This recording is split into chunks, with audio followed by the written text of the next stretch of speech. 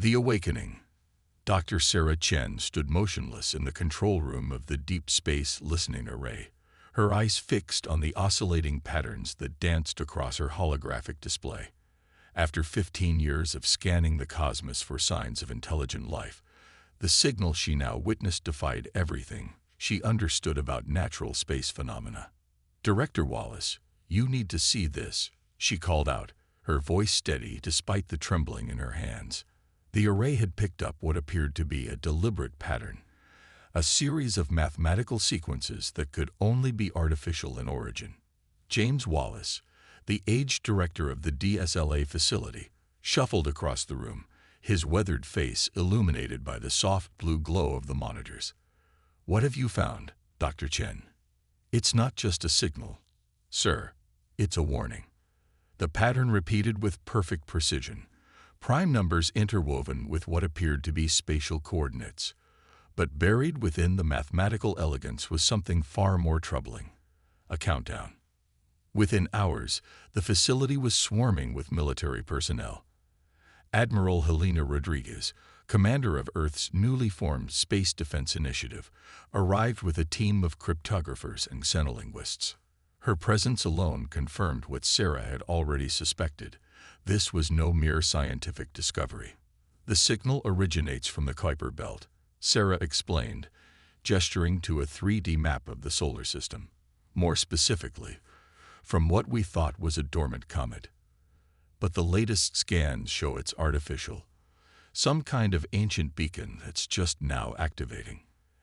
Admiral Rodriguez's expression remained stoic, but her eyes betrayed a hint of concern.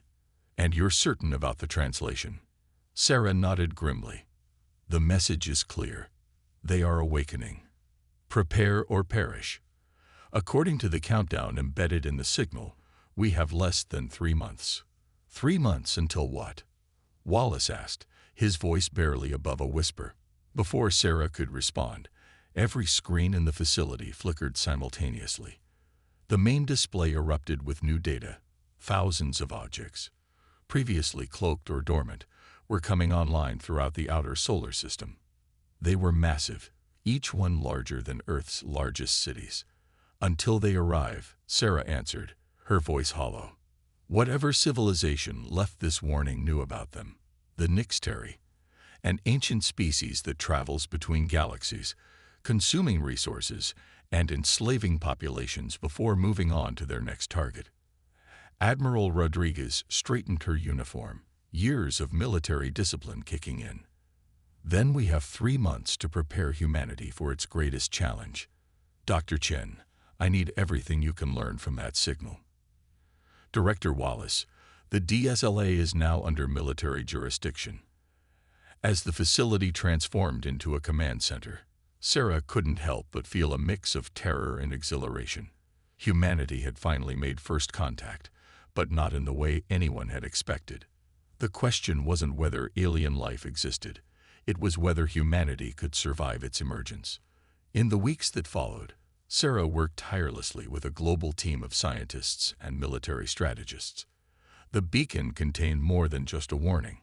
It held fragments of technological data, left behind by a long-vanished civilization that had faced the Nixteri before.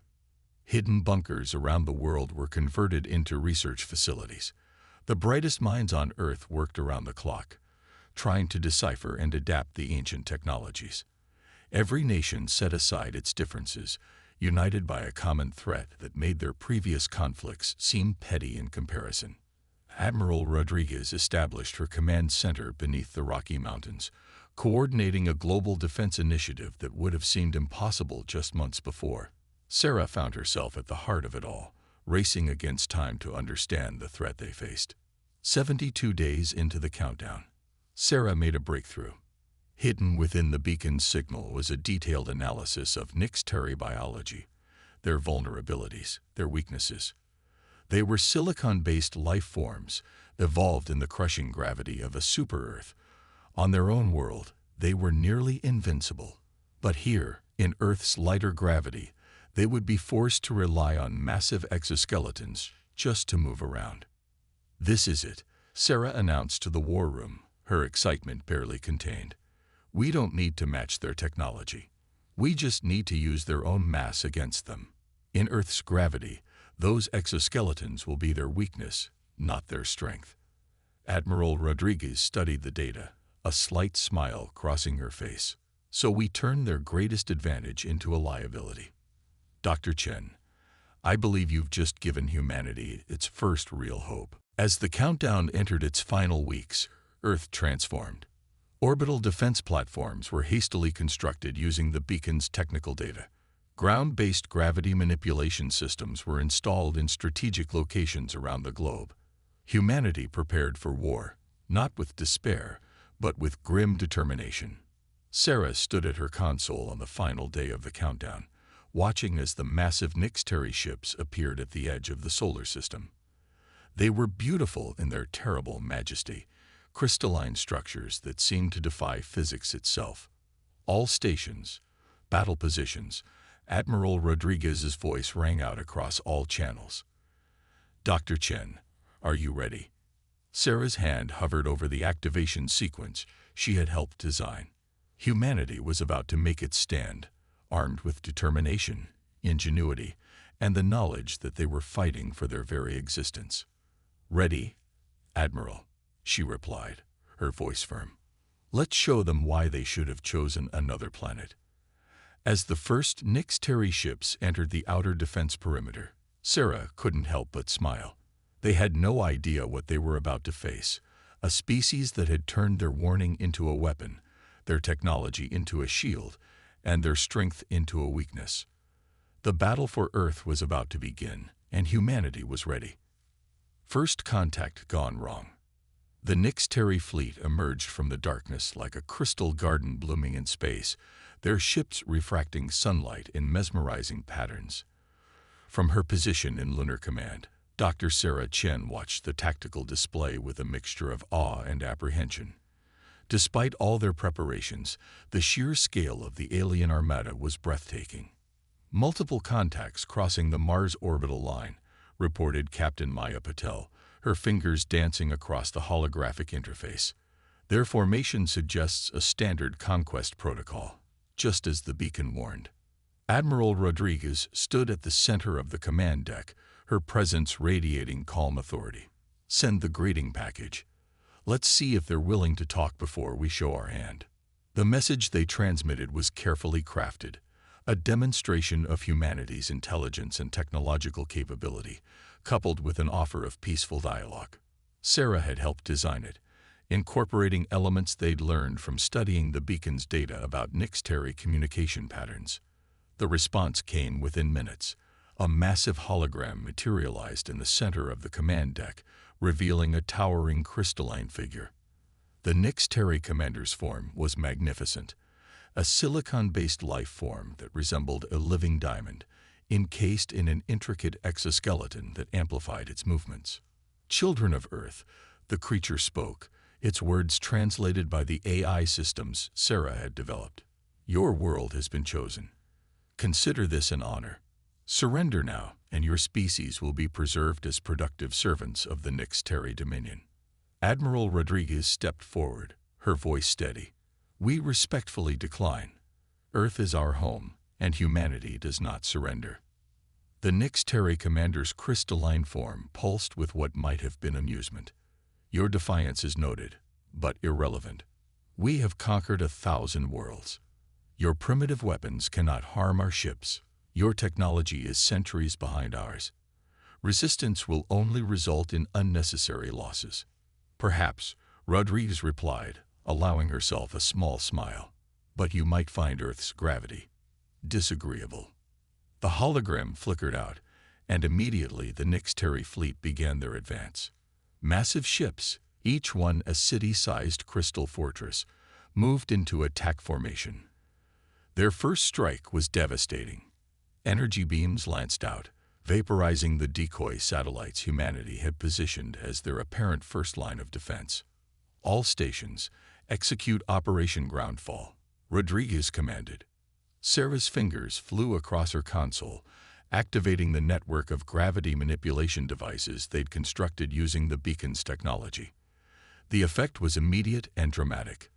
Localized gravity fields began to fluctuate across the solar system, creating a complex web of gravitational distortions. The Nix-Terry ships, designed for the precision of space warfare, suddenly found themselves being pulled in multiple directions. Their crystalline structure, evolved for high-gravity environments, began working against them. Several smaller vessels shattered completely, their rigid forms unable to cope with the rapidly changing gravitational stresses.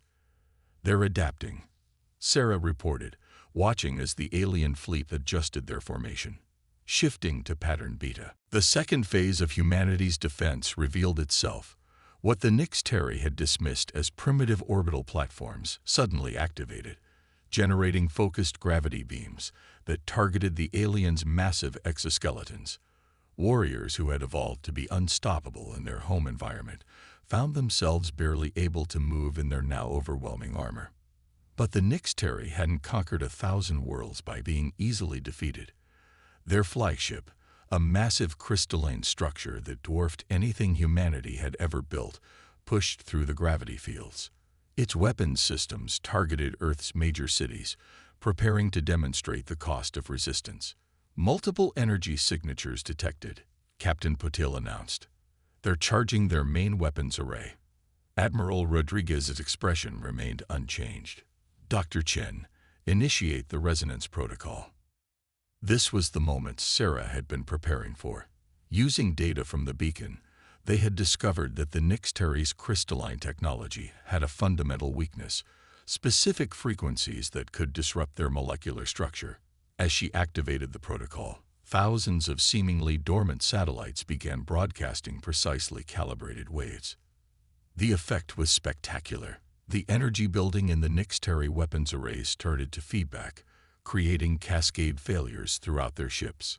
Crystal spires cracked, command systems failed, and the mighty flagship began to list helplessly in space. "Your species is full of surprises," the Nix-Terry commander's voice crackled through the comm system. "But this is only the first wave. Our main fleet will not be so easily defeated." "Perhaps," Sarah responded, taking a page from Rodriguez's book. "But now we know exactly how to hurt you, and humanity is very good at improving our methods." The remaining Nix-Terry ships began a rapid retreat, their perfectly ordered formation now in shambles. As they fled, Sarah could see escape pods launching from the damaged vessels, crystalline figures ejecting into space, their mighty exoskeletons now more prison than armor in Earth's gravity well.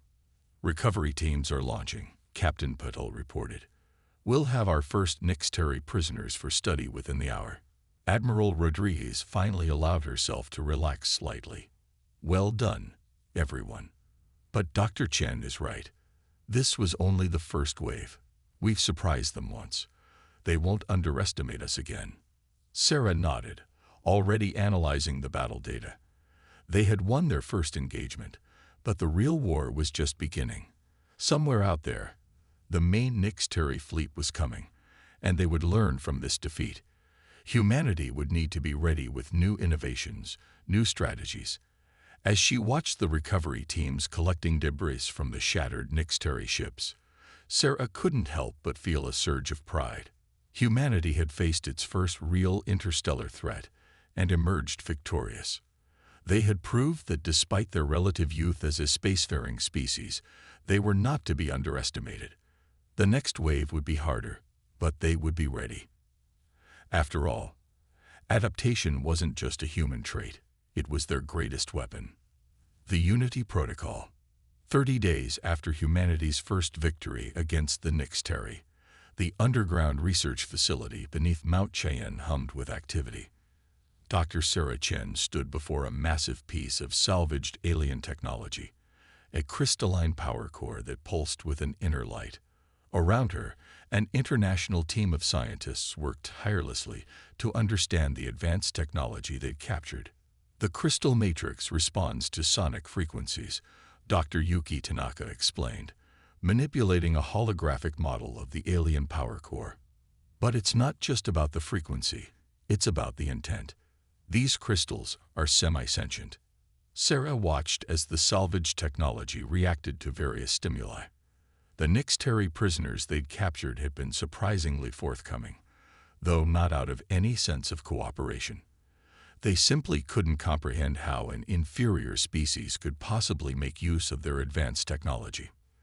"They think we're too primitive to understand it," Sarah mused, adjusting the scanner settings. "That's their weakness. They've become so reliant on their crystalline technology that they've forgotten how to innovate." Admiral Rodriguez entered the lab, accompanied by representatives from various world governments. The victory over the first wave had done what decades of diplomacy couldn't. It had truly united Earth's nations under a common cause. "Dr. Chen, what progress can you report?" Rodriguez asked, her uniform now bearing the insignia of the newly formed Earth Defense Coalition. Sarah gestured to the power core. "We've learned more in the past month than we did in all our years of studying the beacon. The Nixteri's technology is incredible, but it's also incredibly rigid. They haven't fundamentally improved it in thousands of years. They just make it bigger, more powerful." "And how does this help us?" asked Chancellor Wei of the Asian Alliance, her holographic form flickering slightly. "Because we're not trying to copy their technology," Sarah explained, pulling up a new series of diagrams. "We're adapting it, combining it with human innovation.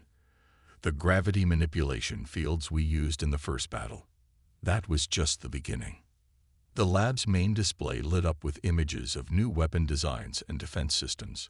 Human engineers had taken the principles behind Nixteri technology and reimagined them, creating hybrid systems that combined Earth's adaptability with alien efficiency. "We're calling it the Unity Protocol," Admiral Rodriguez announced. "Every nation contributing its brightest minds and resources. We have 6 months before their main fleet arrives. 6 months to turn Earth into a fortress they can't crack." Sarah led the group to another section of the lab, where massive fabrication units were constructing new defensive satellites. These weren't the simple gravity projectors they used in the first battle. They were integrated weapons platforms that combined human eye with Nixteri crystal technology. "The prisoners have been especially helpful, though not intentionally," Sarah continued. "Their absolute certainty in their superiority means they don't bother hiding how their technology works. They don't think we can understand it, let alone improve upon it." President Okonjo of the African Union studied the fabrication process with keen interest. "And what of the ground forces?" The beacon warned they would not rely solely on orbital bombardment. "That's where things get interesting," Sarah replied, bringing up footage of the latest defense drills. "We've reversed-engineered their gravity compensation technology.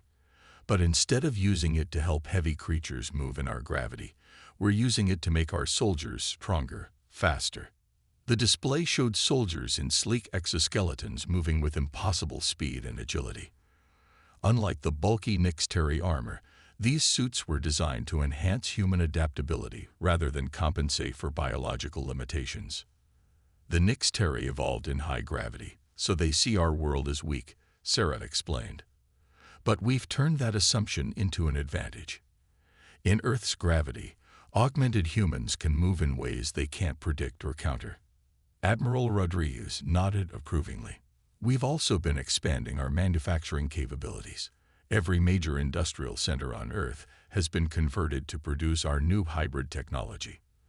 The moon base is being transformed into a fortress, and Mars Colony has become our forward operating base."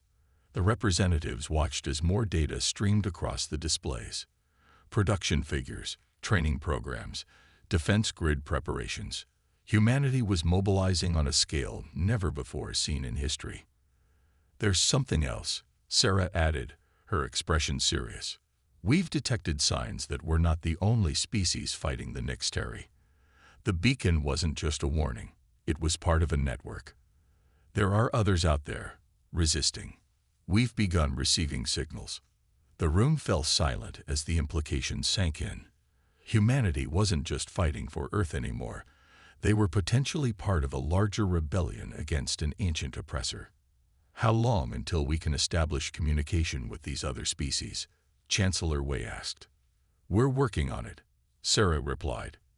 The Nixteri have spent millennia keeping their victims isolated, preventing them from uniting.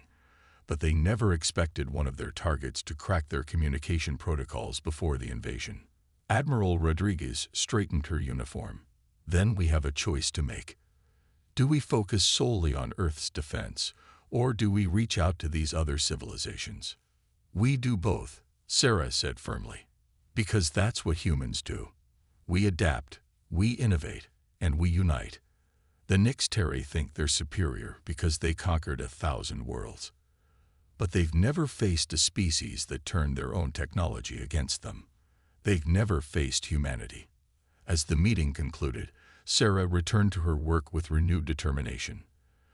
The next few months would determine not just Earth's fate, but potentially the fate of countless other worlds. The Unity Protocol wasn't just about defending Earth anymore.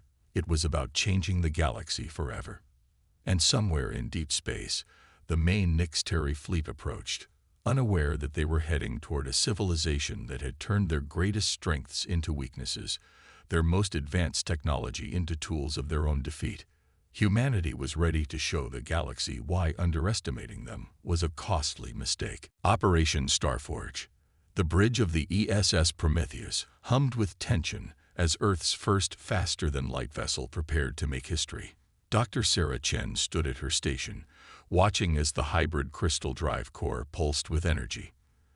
The massive ship, built in secret using reverse-engineered Nixteri technology, represented humanity's greatest achievement and their greatest gamble.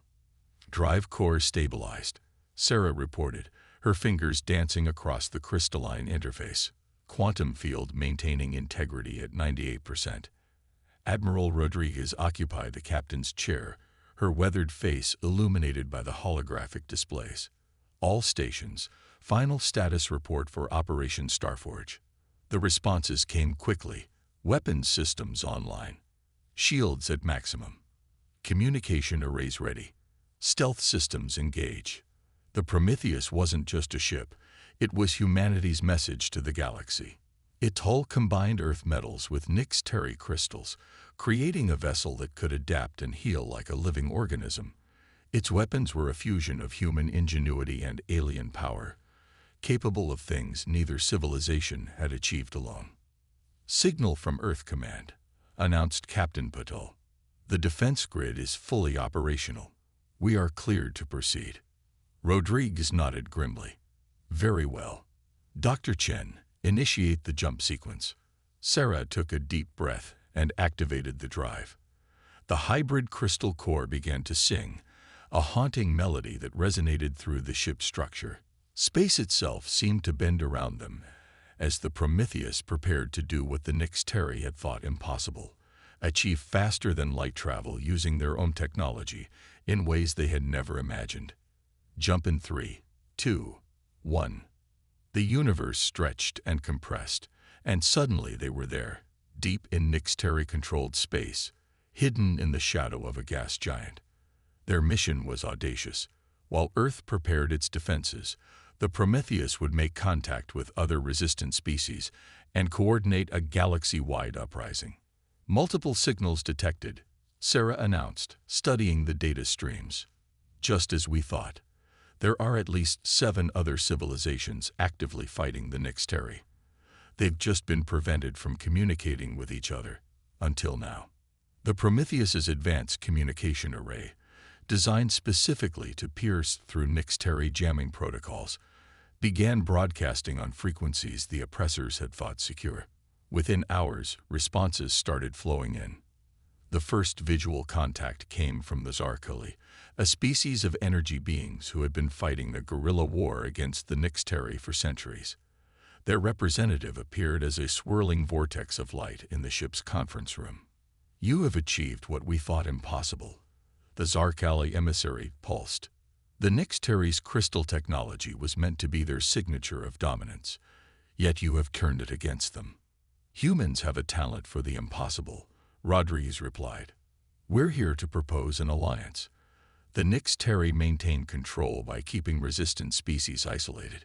Together, we can change that. More contacts followed. The Vex, silicon-based beings like the Nixteri, but who had rejected their conquest-driven culture. The Meridians, masters of biological engineering who had been fighting a losing battle for generations. The Quantum Collective, a machine civilization that had been nearly wiped out for refusing to submit. Sarah worked tirelessly, adapting the Prometheus's systems to facilitate communication between these diverse species. Each brought unique insights, technologies, and strategies that had never been combined before. The Nixteri's greatest weakness, their rigid, unchanging nature, was about to be turned against them on a galactic scale. "They're mobilizing," Captain Patel reported, tracking massive fleet movements through their quantum sensors. "The Nixteri have detected our transmissions. They're pulling forces from all sectors, including the fleet headed to Earth." "Good," Rodriguez smiled. "They're doing exactly what we expected. Operation Starforge isn't just about building alliances. It's about disrupting their entire invasion strategy." The Prometheus moved through enemy space like a ghost, establishing secure communication networks and coordinating resistance movements. At each stop, they shared Earth's innovations, ways to disrupt Nixteri crystal technology, methods to exploit their gravitational weaknesses, strategies for turning their own weapons against them. Their entire empire is built on the assumption that younger species can't master their technology, Sarah explained to their allies. They never adapt, never change, because they believe they've achieved perfection. That's why they can't handle what we've done with their own tools. The Zarkali emissary pulsed with agreement. "Your species thinks differently. You see possibilities where we saw only barriers. Perhaps this is why the Ancient Ones chose to warn Earth specifically." The breakthrough came during a raid on a Nixteri supply depot. Sarah discovered that their entire command and control network relied on quantum-entangled crystals, a system that was supposed to be impossible to hack or disrupt. But Earth's hybrid technology didn't play by their rules. "We can do more than just communicate," Sarah realized, examining the captured data. "We can coordinate a simultaneous uprising across their entire empire, every resistant species, striking at once, using methods they can't predict or counter." Admiral Rodriguez studied the proposal carefully. "The timing has to be perfect. Too early, and they'll adapt. Too late, and Earth might fall. We need to coordinate with every alliance member, ensure everyone is ready." The Prometheus became the center of a hidden revolution, its hybrid systems connecting species that had been fighting alone for centuries. Earth's defense preparations had bought them time, but now they had something more valuable: hope. As the final plans were laid, Sarah couldn't help but appreciate the irony. The Nixteri had invaded Earth expecting to find another primitive species to conquer. Instead, they had awakened a force that would transform the galaxy. Humanity's greatest strength wasn't just their ability to adapt Nixteri technology. It was their ability to unite others, to inspire them to see beyond their limitations. The countdown to Operation Starforge's final phase began. Across the galaxy, resistance forces prepared for a coordinated strike that would shake the foundations of an empire that had stood for millennia. And at the heart of it all was a ship named for humanity's determination to steal fire from the gods themselves. The galaxy was about to learn why you should never underestimate a species that turned warnings into weapons and obstacles into opportunities. The age of Nixteri dominance was ending, and a new era of unity was about to begin. Legacy of the Stars. The crystalline spires of the Nixteri command fortress sparkled like frozen fire against the backdrop of their home system's twin suns. From the bridge of the Prometheus, Dr. Sarah Chen watched as the massive structure drew closer, its defenses readied for an attack that would come from an entirely unexpected direction. "All resistance cells report ready," Captain Patel announced, her voice tight with anticipation. "The quantum network is synchronized. We are go for Operation Starforge." Admiral Rodriguez stood at the center of the bridge, her presence commanding as ever. "Send the signal. Let's remind the galaxy why tyranny always falls to unity." Sarah's fingers danced across her console, initiating the sequence they'd spent months preparing. Across thousands of light years, on hundreds of worlds, The message rippled through the quantum network that Earth had helped establish. A simple signal, encoded in the very crystal technology the Nix-Terry had thought unbreakable. Rise. The response was instantaneous and overwhelming. On every conquered world, in every subjugated system, resistance forces launched coordinated strikes using Earth's hybrid technology. Nix-Terry communication networks crashed as human-designed viruses corrupted their quantum-entangled crystals. Defense systems failed as Zarkeli energy weapons, enhanced with Earth's innovations, overloaded their shields. Multiple Nix-Terry fleets attempting emergency responses, Paddle reported, tracking the chaos spreading across the galaxy. Their command structure is fragmenting. They've never faced a coordinated attack on this scale. The Prometheus led the charge toward the heart of Nix-Terry power, accompanied by ships from every allied species. The combined fleet was a testament to unity and diversity. Each vessel unique, yet all working in perfect concert.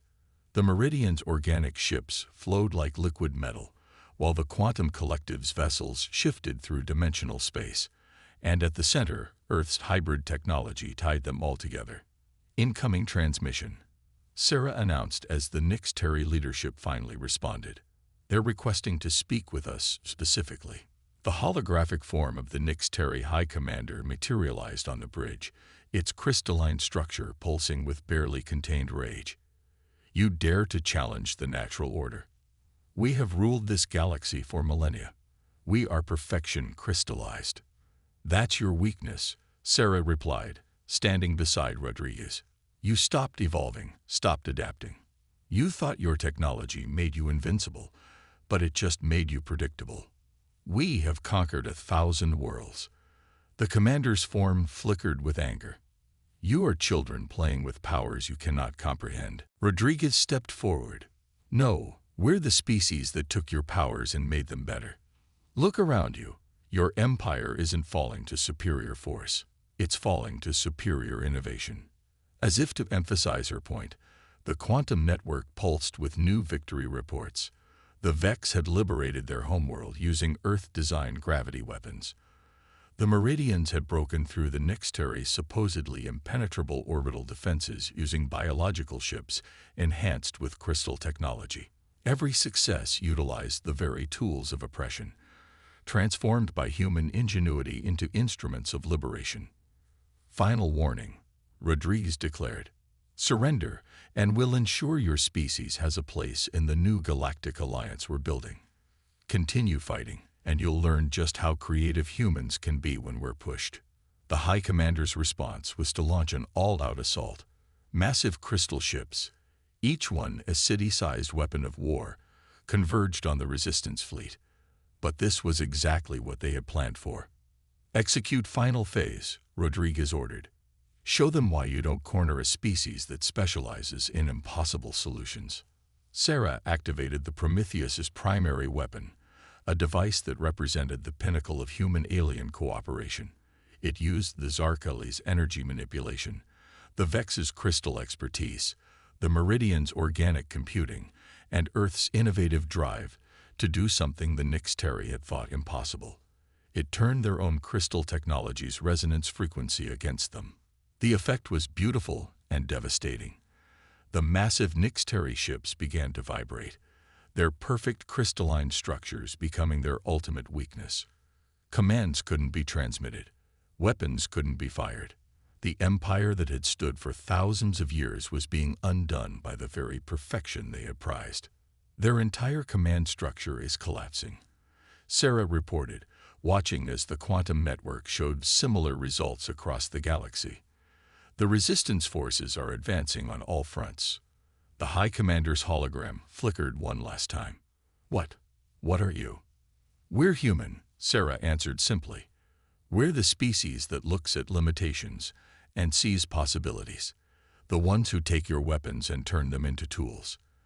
The civilization that united a galaxy because we never accepted that something was impossible just because you said it was. The battle ended not with a grand explosion, but with a cascade of surrenders as Nix-Terry forces across the galaxy realized their perfect system had been completely undermined. Their rigid, unchanging empire had finally met a force it couldn't overcome: innovation itself. In the months that followed, a new galactic society began to emerge. The Prometheus became a symbol of this new era, its hybrid technology a reminder that strength comes not from perfection, but from adaptation and cooperation. Earth took its place among the stars not as conquerors, but as innovators and unitors.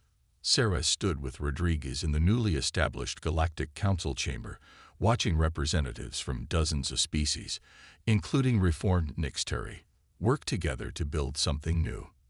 "Did you ever imagine," Rodriguez asked, "when you first detected that warning signal, that it would lead to this?"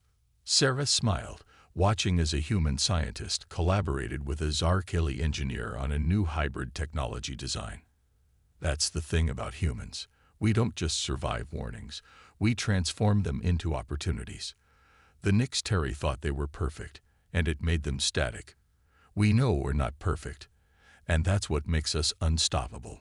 The stars sparkled through the council chamber's crystal windows, no longer a domain of conquest and oppression, but a frontier of endless possibility.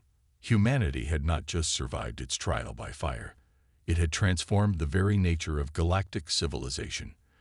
The legacy of the stars would no longer be one of domination, but of innovation, cooperation, and the unstoppable power of united diversity.